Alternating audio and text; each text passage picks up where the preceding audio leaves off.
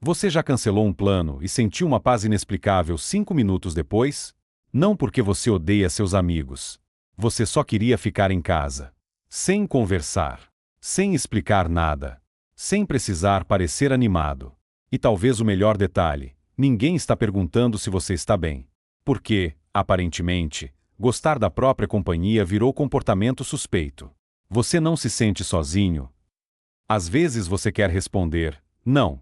Eu estava tentando fugir justamente disso. E existe uma diferença enorme entre estar sozinho e sentir solidão. Uma pode ser descanso. A outra pode ser sofrimento. E entender essa diferença muda completamente essa história. Pense naquele momento em que alguém cancela um encontro com você. A maioria das pessoas fica decepcionada. Você talvez respire aliviado.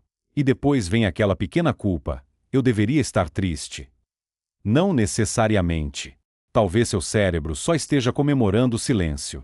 Porque socializar também exige energia, mesmo quando você gosta das pessoas.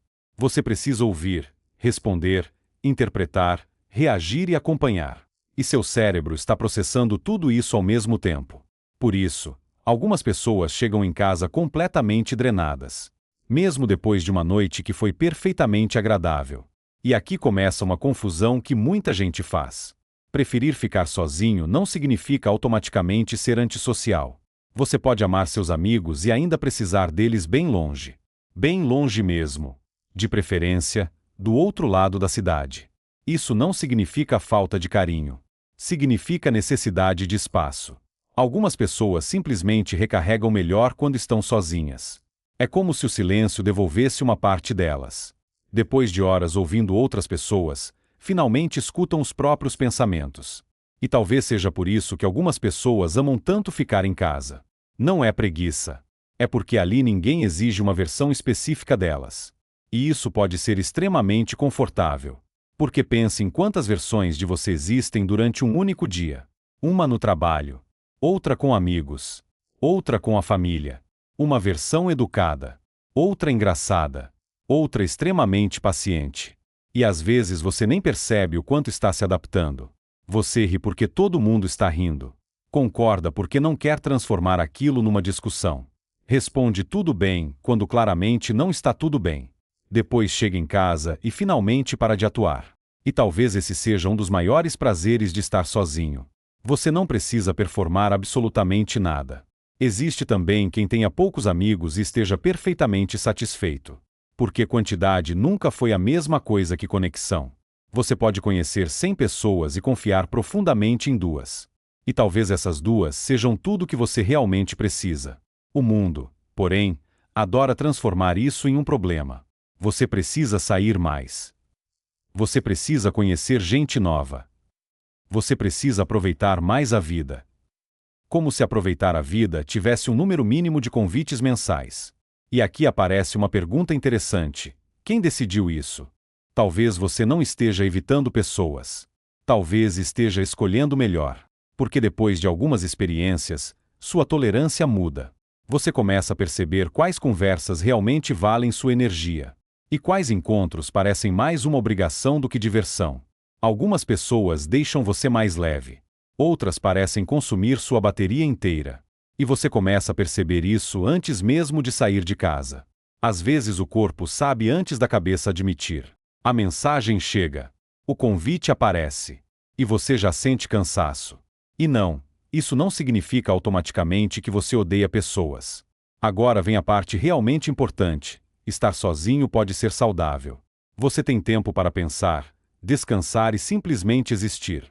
Mas isolamento também pode ser um sinal de sofrimento. A diferença está menos na quantidade de pessoas ao redor, e mais em como você se sente quando está sozinho. Você escolhe o silêncio porque gosta dele? Ou evita pessoas porque acredita que ninguém gostaria de você? Essa diferença parece pequena, mas psicologicamente é enorme. Uma coisa nasce da escolha. A outra pode nascer do medo. E talvez você nunca tenha parado para perceber de qual lado está. Talvez você tenha amigos. Só não precisa falar com eles todos os dias. Talvez você ame sua família, mas precise de algumas horas sozinho depois. Talvez você prefira jantar sozinho a conversar sobre coisas sem importância. Talvez uma noite em casa seja seu programa favorito.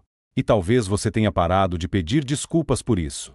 Porque existe uma coisa que muda completamente essa história. Você não precisa querer a mesma vida que todo mundo. Nem precisa transformar sua personalidade para parecer mais sociável. Você pode gostar de gente e ainda gostar mais do seu silêncio. Pode amar conexões profundas e detestar conversas superficiais. Pode sair bastante e ainda precisar desaparecer por alguns dias.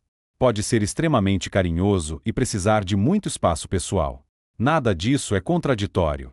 Ser humano é cheio de contradições mesmo.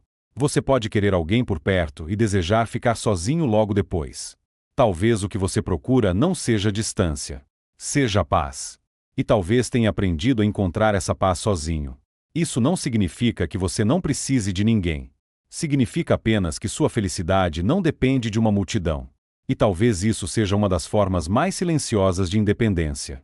Porque quando você aprende a gostar da própria companhia, você para de aceitar qualquer companhia só para não ficar sozinho. E essa talvez seja uma diferença enorme. Você deixa de escolher pessoas pelo medo do silêncio. E começa a escolher pessoas porque realmente quer estar com elas. Talvez seja por isso que algumas pessoas parecem tão confortáveis sozinhas. Elas não estão necessariamente fugindo do mundo. Elas simplesmente descobriram que não precisam estar sempre cercadas. Porque, no final, ficar sozinho não é o mesmo que estar sozinho por dentro. Às vezes, a pessoa que mais gosta da própria companhia simplesmente aprendeu a ser uma boa companhia para si mesma.